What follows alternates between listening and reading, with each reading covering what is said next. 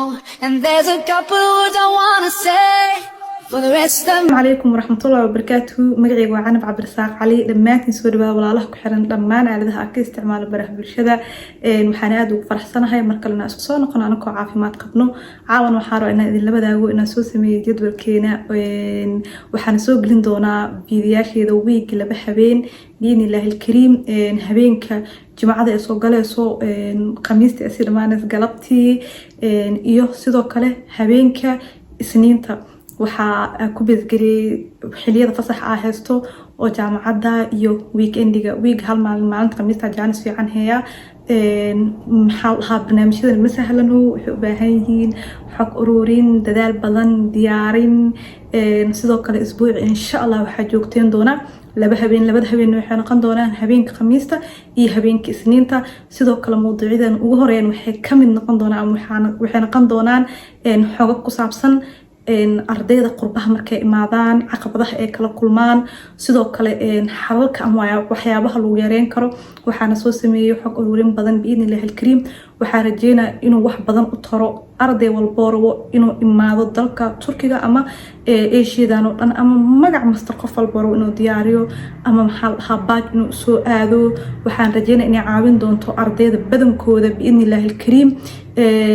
u noqon doonto qofka qorshihiisa oo ahaa waxyaabaha u baahan yahay xogag badan waxyaabaha badanka u baahanahay anaka oo waxyaabaha jiro asahalsano intaanan imaanin ka hor qurbaha marka biidnillaahi alkariim waxa soo dhan ayaa ku falanqeyn doona fiidiyada u horeeyo ee marka fiidiyaashadan wuxuu noqon doonaa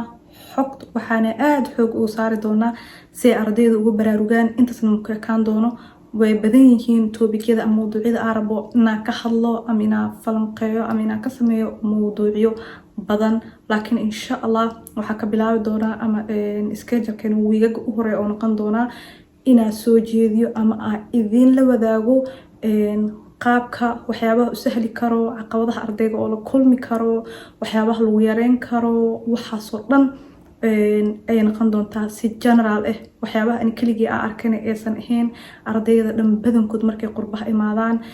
si general marka uga hadlo hadana waxa ka hadli doona si guud iyo si gaarbo ardayda Soomaalida markay qurbaha imaadaan waxyaabaha qabsado dhammaan meel walba master u aadno ama meel walba u aadno batch ama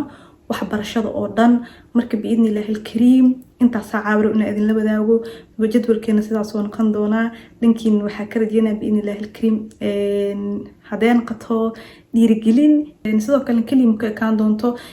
inta cabada idin sheegay oo ina week laba habeen aan soo gelin doono mararka qaar waxa jiri doona barnaamijyo hadii fursad fiican ah helo kale barnaamijyo dhaxtaal inta soo dhigo oo isdhihi karo idana